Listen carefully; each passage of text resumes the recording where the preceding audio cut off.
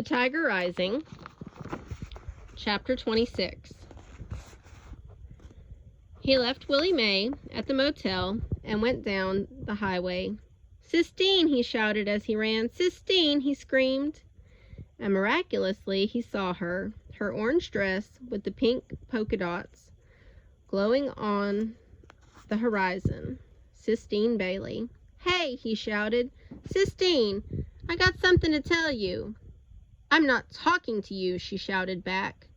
But she stopped. She turned around. She put her hands on her hips. He ran faster. "I come to tell you about the tiger," he said when he caught up to her. "What about him?" "I'm fixin' to let him go," said Rob. Sistine squinted her eyes at him. You won't do it," she said. "Yes, I will," he told her. He reached into his pocket and pulled out the keys and held them in front of her, proudly, as if he had just conjured them out of thin air, as if they had never existed before. "I'm going to do it," he said. "I'm going to do it for you." "Whee!"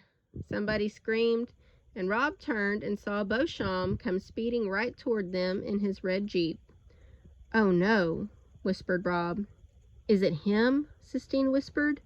Rob nodded. Beauchamp pulled over to the side of the road, spraying mud and water everywhere. "You out getting your exercise?" he hollered.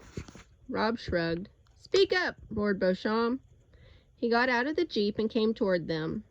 Rob quickly pocketed the keys. His heart thumped once, loudly, as if it was cautioning him to keep quiet, and then it went back to beating normally. "Well, looky here," said Beauchamp when he saw Sistine. "You out chasing girls, is that it? Man after my own heart. This your girlfriend?" Beauchamp pounded Rob on the back. "No, sir," said Rob. He looked at Sistine. She was staring so hard at Beauchamp that Rob was afraid the man might burst into flames. "I got more good news for you," Beauchamp said. "I left 'em back in the motel with Ida Belle." "Yes, sir," said Rob. "What's your name, little thing?" Beauchamp said, turning to Sistine. Rob's heart gave another warning thump. Lord only knew what Sistine would say to Beauchamp. But Sistine has always surprised him. She smiled sweetly at Beauchamp. "Sissy," she said. "Well, that's pretty," said Beauchamp. "That's the kind of name worth running down the road after." He leaned over to Rob.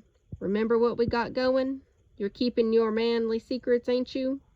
"Yes, sir," said Rob. Beauchamp winked. His toothpick wiggled. "I got me some business in town," he said. He squeezed Rob's shoulder hard, and then took his hand away. "You and your girlfriend stay out of trouble now, you hear?"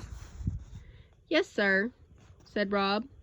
Beauchamp swaggered back to the Jeep, and Rob and Sistine stood together and watched him get in it and roar down the highway. "He's afraid," said Sistine. "He's afraid of the tiger. That's why he's making you feed him." Rob nodded. That was another truth he had known without knowing it, the same as he had known that Sistine's father was not coming back. He must, he realized, know something, deep inside him, more things than he had ever dreamed of. "I'm sorry," he said. "What I said about your daddy. I'm sorry." "I don't want to talk about my father," said Sistine. "Maybe he is coming to get you."